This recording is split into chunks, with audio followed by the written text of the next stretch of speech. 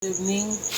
Ito po yung programmable timer, 24 hours programmable timer na isa sa ginagamit natin sa incubator. So in this video, I will show you how we set up our timer. So ito po siya, automatic. Bubuksan po natin to, papalitan po natin yung kanyang micro switch. So tara. Yan, buksan po natin gamit to. Yan.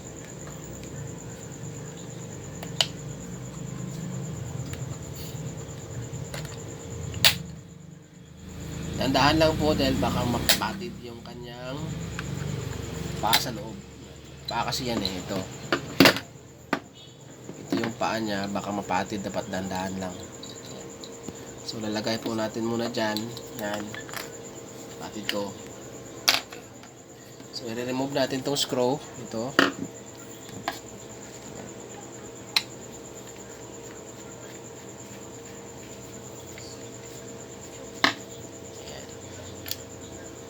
Ito rin sa kabila, buksan natin talaga to.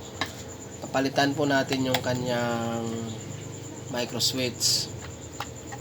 Napakita natin sa inyo kung anong mayroon sa micro switch nya, bakit natin papalitan. So bago to.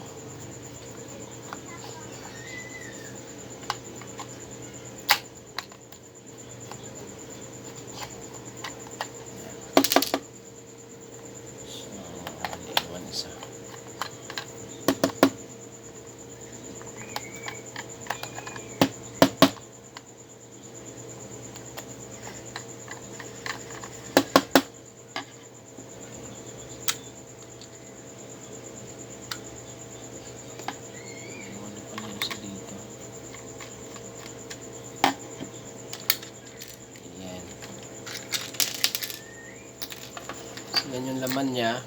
Yan. Ito yung laman sa loob. Ito yung kanyang dynamo.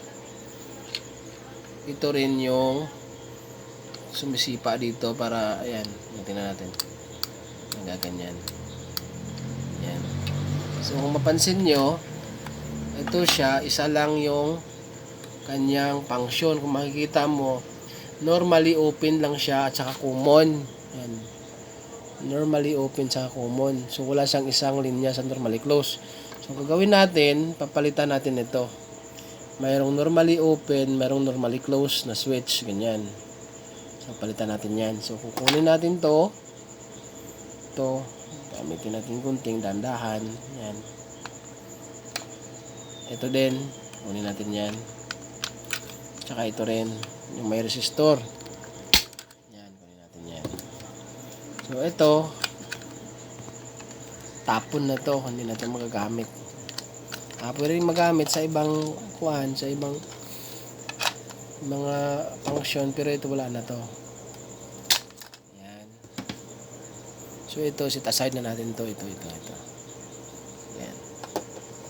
So ang gagawin natin, ay assemble natin to. Gamitin natin to.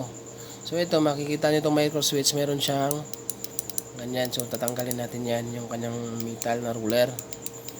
Yan. Para magkaroon to ng common tsaka normally closed function. Yan. Para sa pag-change ng timer nya, gumagana yung lahat ng kanyang linya, yung tatlo. So kukunin natin yan. Ito, dandaan lang. Yan. Tsaka ibalik natin. Yan. Ayun, lagyan natin to ng wire isa-isa. So wala tayong mabiling terminalag sa tindahan ngayon. Gamitan natin ito ng ganito. Wire. Yan. So lagyan natin ng linya yung common. Yan.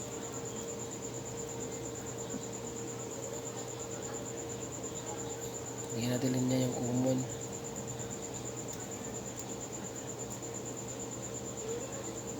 Tandaan natin i-press para ganyan. Yung tatlong linya, lagyan natin yan. Ito.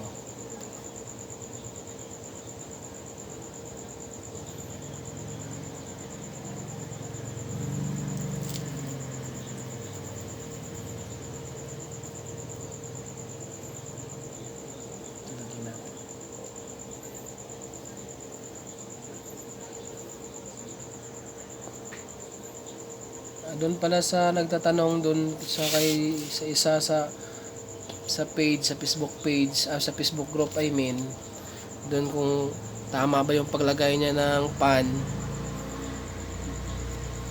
Suggestion ko po, gayahin nyo po yung video ko doon kung saan nilalagay yung pan. Tapos adjustin nyo po yung paa ng pan nyo, depende sa hangin hanggang sa baba. Yan, yung ganun kasing klase, hindi yun maganda, hindi, wala yung papuntahan ng airflow mo.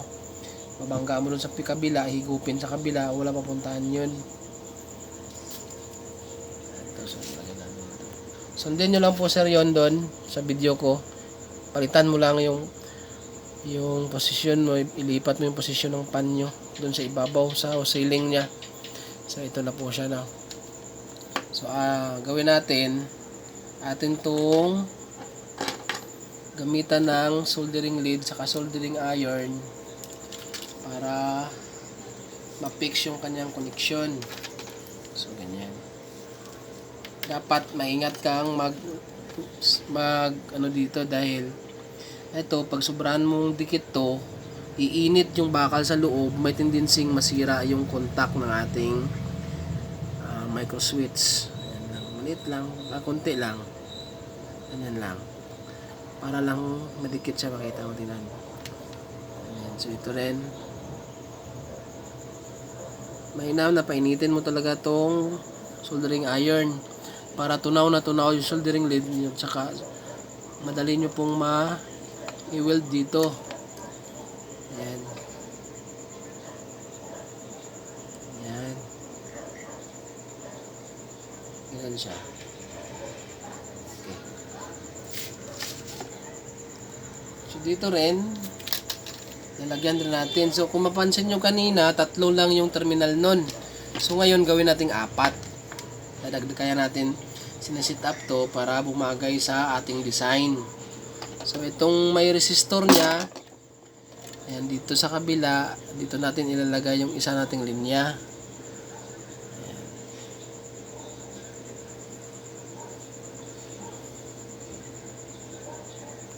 Ayan natin yung i-connection dito.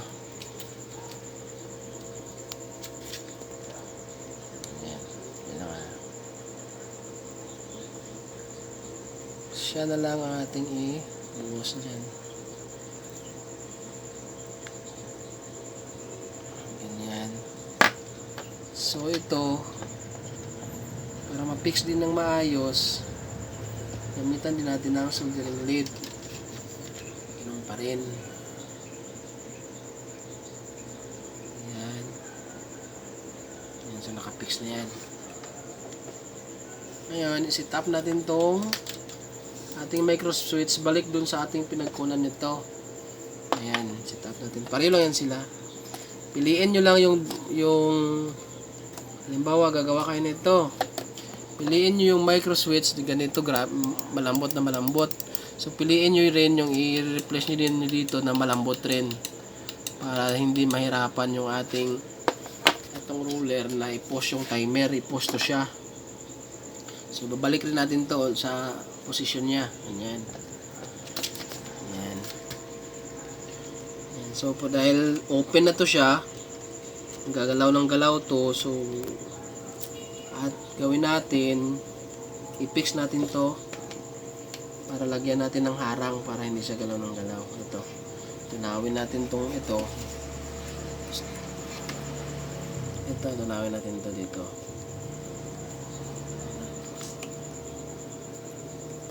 Yan. Para kakapit siya dyan.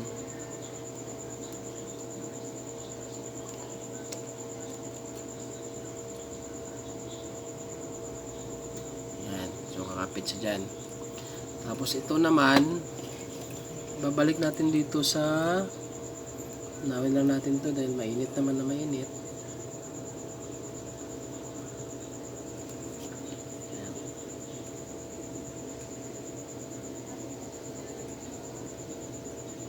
Panin na lang natin.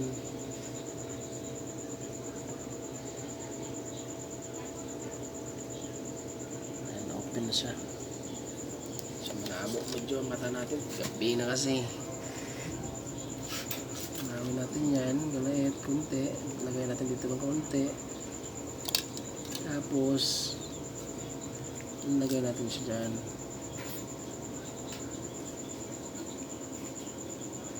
Ayan. Para sigurado tayo, dadagdagan natin to. Ganyan. Tapos itong kanyang light emitting diode, nalagay rin natin dito sa gitna. Ito. Dito na natin nalagay yung kanyang light emitting diode. Ayan. Sususudahin na natin yan. Wala kasing available na sa market ngayon. Ewan ko bakit. Ikaw lang bumibili yung terminal lag. Ayan, ready na yan. Kompleto na. Ayan, so set up natin yung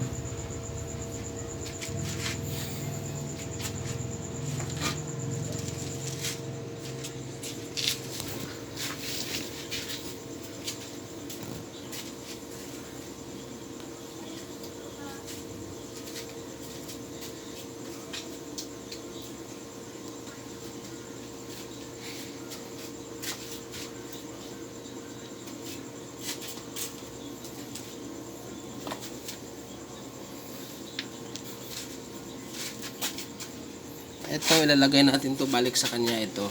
Ito yung magpupos niya, no? Makikita niya yan, ganyan. So ito naman, babalik rin natin to sa posisyon. Yan. So ito, hindi na natin to ibabalik. Ito.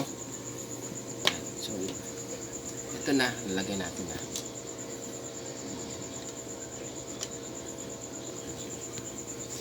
Ayan po, papasok natin ito.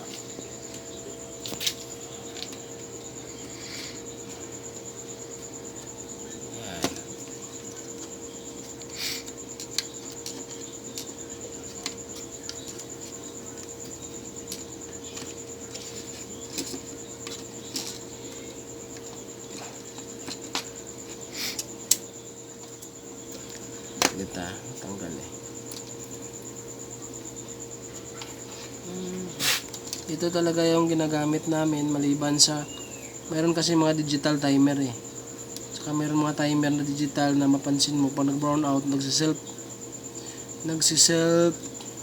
reboot siya. Pag nasit mo, pag nag brown out, pagbalik siga, pagbalik na wala yung power, pagbalik siga, yung in-enter mong time mo na mawala. Yung napapansin ko sa ibang timer, yung Sino timer, pag napansin ko yan dati, nagamit ko, naiset ko na, pag brown out wala na yung enter sa rotation niya. So balik natin, ganyan.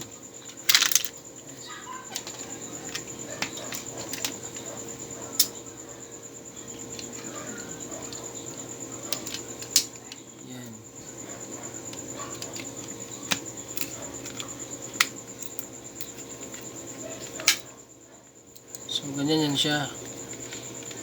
Ayan. So andito na yung common. Ito na yung normally close. Ito na yung normally open. Ayan. So babalik siya natin muna itong ano niya. Screw.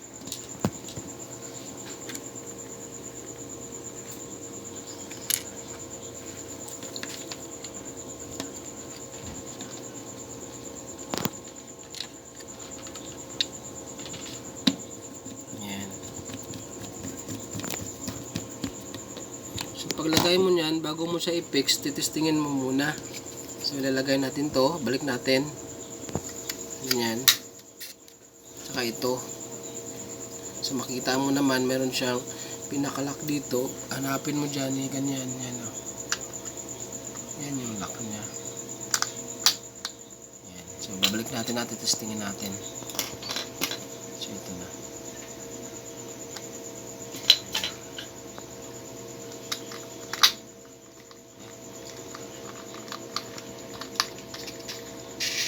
So, ang pag-set nito, ginagawa ko, halimbawa, isusunod mo talaga sa oras ngayon.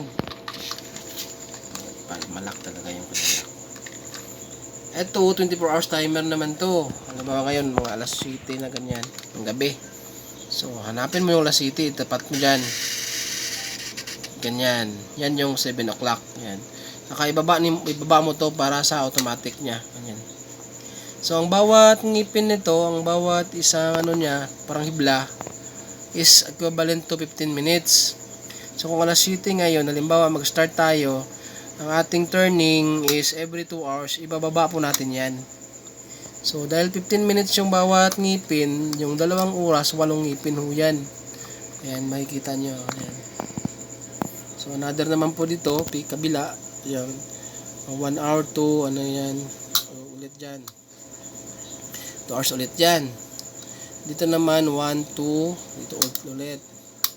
2 hours ulit yan. Pinipress ko para talagang mag-lock yung sa loob. Ito, 2 hours ulit to. Ayan. So, ito, 2 hours ulit. Ayan. Ito, 2 hours ulit. So, ang time, makita nyo, mapansin nyo yung ngipin dyan. Yan, nakababa. So, yan, pag dyan nakababa, papasok yan yung normally open. Dito yung kuryente. Dito. Ito nakakunik kasi ito sa motor. Unti-untiin lang ho natin yung pagturo sa inyo. Yan po. So pag naikot kasi ito, nasunod sa oras, iikot siya ng kanya dahil doon sa maliit na dynamo sa loob. So pag ikot niyan, aakyat to, itong ngipin. Yan. So pag umakyat yan, doon na naman sa kabila yung kuryente.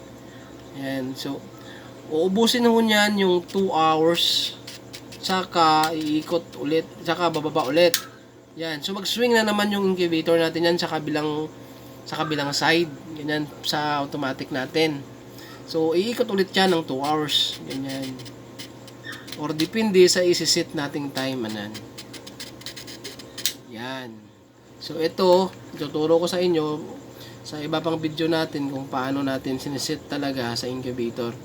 So hanggang sa makumpleto ho natin yung buong incubator na pagtuturo dyan sa ating channel. So sa mga hindi pa po nag-like, please like our channel and please hit the notification button para po lagi ka tayong updated sa mga ina-upload nating videos. Yan po, at paki-subscribe na rin po para po ma-inspire tayo sa paggawa ng mga tutorial. Yan, so ilalak na natin yan. Ito kasi yung klaseng timer, pag mag-malfunction ho to, madali lang itong i-repair compared sa mga digital. Ganyan. Ang malfunction lang nito, nag-lock. Halimbawa hindi ginagamit yung incubator natin. Ito, mag-malfunction to siya, magla-lock. So, ang ginagawa lang natin, o ikutin lang natin ulit ganyan. Ganyan. I-full turn natin yan. Diretso hanggang sa mawala yung lock. Yung iba naman, sa vibration, itong mga ngipin bumabalik sa ibabaw. So, i-press lang na natin pababa ulit. Ganyan. Yan po yan. Doon sa nagtanong po ng thermostat, yung isang model, wala ho akong available noon. Hayaan nyo po, mag-order ako noon at pakita ko sa iyo yung setting. Ayan. So, gumamit, yung sir, yung nagtanong nung nakaraan, gamitan nyo po sir ng mercury thermometer para masigurado po ninyo na yung setting mo na 37, 38 ay 100 po sa loob. Ganyan. So ayan, okay na po yan. Ready na po yan gamitin. Ayan. Ilalagay na po natin yan sa mga incubator natin na ginagawa project. Medyo busy tayo ngayon dahil parating na po yung breeding season ng mga kapatid nating magmamanok, yung mga sabungero, tsaka yung mga nag-aalaga ng mga pre-range chicken, yung mga duck pa, ganyan. So marami tayong kliyente na umu-order sa atin. Ayan. Tsaka mayroon pa tayong mga repair project sa labas. Ayan po, so matagal tayong maka-upload ng videos. Ayan po. So okay na po yan. So ginaganyan ko siya para yung lock niya sa loob, mag-lock talaga yan. May lock, yung lock niya nakita kanina. Ayan. So please subscribe sa channel namin at maraming salamat sa panonood.